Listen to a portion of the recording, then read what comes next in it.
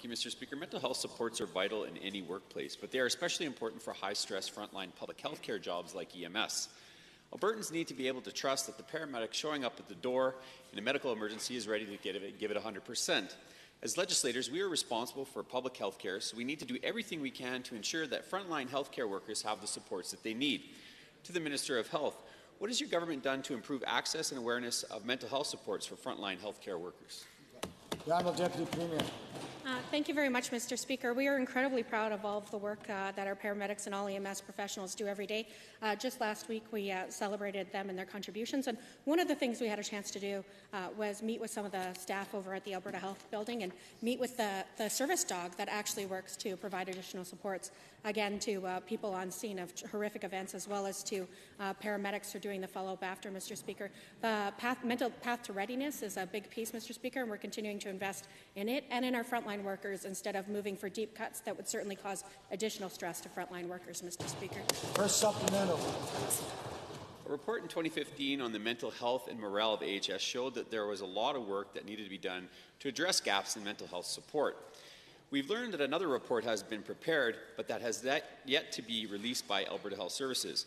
We need to see that report, evaluate it, to make sure that the measurements this government has taken have been effective and what our next steps will be. To the same Minister, if you're confident that the measures your government has taken have been effective, will you direct AHS to release these reports they currently have on the state of mental health support in the healthcare system? The Honourable Minister. Thank you very much, Mr. Speaker. We certainly know how important it is to provide the right supports and empathy and understanding for everyone who's dealing with mental health situations in their lives. And of course, that stands true for our frontline healthcare workers, including paramedics. I have to say that many of them that I met recently either had the semicolon on their hand or talked about mental health in a very open way, and they said that it creates a greater opportunity for them to speak to their patients and to their coworkers about it as well, Mr. Speaker.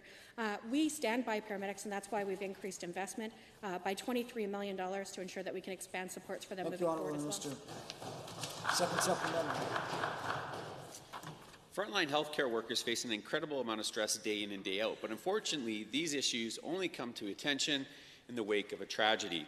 We need to do better. We need to take steps to safeguard the mental health of our healthcare workers before more lives are lost. To the same Minister, will you commit to reviewing the mental health supports and guidelines of Alberta Health Services, either by referring it to committee or striking an all-party working group to make sure that paramedics are safe? Honourable Minister. Mr. Speaker, I'm proud of the work that we are doing as a government and continue to do, and regularly meet with Alberta Health Services to discuss items just as the one the member just mentioned, Mr. Speaker. What helps and arguably the most is ensuring that you give the right supports, including frontline resources, to folks who are working in the profession, Mr. Speaker. That's why I'm proud that our government's investing $23 million more to help address some of the pressures that paramedics and all EMS providers are facing on the front lines, and why we will stand up and won't give to the calls from the opposition for deep cuts, Mr. Speaker. We stand with our frontline workers.